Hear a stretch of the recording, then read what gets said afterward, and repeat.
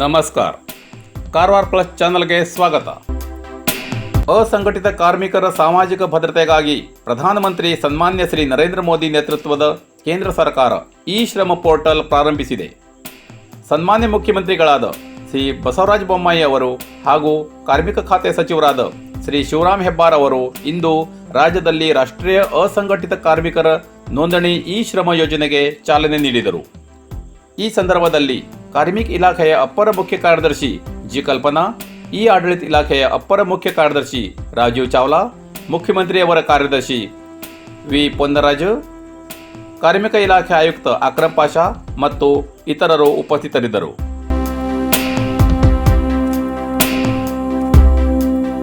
ಕುಮಟಾದ ದೇವಗಿ ಸಮೀಪ ಅಪಘಾತ, ವಿದ್ಯಾರ್ಥಿ ಸಾವು.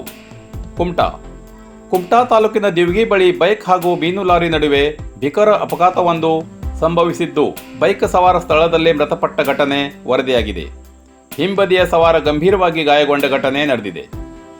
ಭೀಕರ ಅಪಘಾತದಲ್ಲಿ ಬೈಕ್ ಸವಾರ ಬಳ್ಳಾರಿ ಜಿಲ್ಲೆಯ ಹೊಸಪೇಟೆ ವಿದ್ಯಾರ್ಥಿ ಸ್ಥಳದಲ್ಲೇ ಮೃತಪಟ್ಟಿದ್ದಾನೆ. ಬೈಕ್ನಲ್ಲಿದ್ದ 200 ವಿದ್ಯಾರ್ಥಿ ಗಂಭೀರವಾಗಿ ಗಾಯಗೊಂಡಿದ್ದು, ಹೆಚ್ಚಿನ ಚಿಕಿತ್ಸೆಗಾಗಿ ಮಣಿಪಾಲ ಆಸ್ಪತ್ರೆಗೆ ರವಾನಿಸಲಾಗಿದೆ.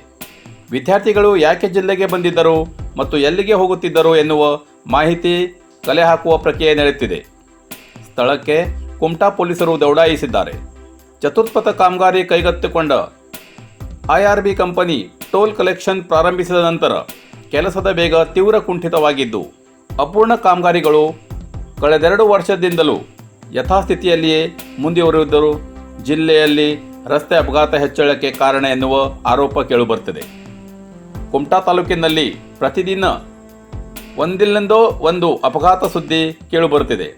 ರಸ್ತೆ ಸುರಕ್ಷತೆ ಪಾಲನೆ ಜೊತೆಗೆ ವಾಹನ ಸವಾರರು ಸಾಕಷ್ಟು ಮುನ್ನೆಚ್ಚರಿಕೆ ಕ್ರಮ ಕೈಗೊಳ್ಳಬೇಕು ಎನ್ನುವ ಮಾತುಗಳು ಕೇಳಿಬರುತ್ತಿದೆ.